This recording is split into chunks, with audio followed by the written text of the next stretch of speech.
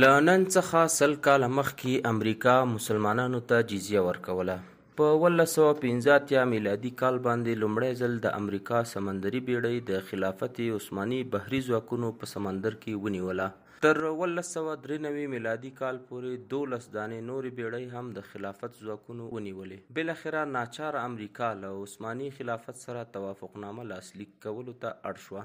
د باربیري په نوم دغه توافقنامه کې امریکا د لاندنیو شرایطو په تعمیل او تطبیق باندې مکلفه شوه. لومړی، امریکا به د خپلو سمندري بیړیو په بدل کې عثماني خلافت ته $4,63,000 جریمه سمدستي ادا کوي.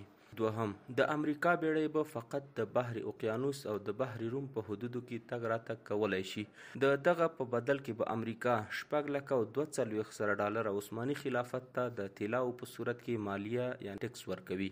دریم، امریکا به هر کال $12,000 جزیه اسلامي خلافت ته په مستقل ډول ورکوي.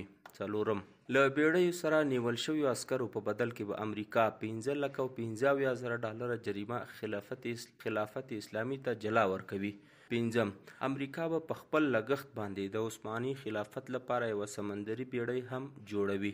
د امریکا په تاریخ کې دغه لومړۍ توافقنامه وه چې امریکایانو په مجبوراً په ترکي ژبه لاسلیک کړه.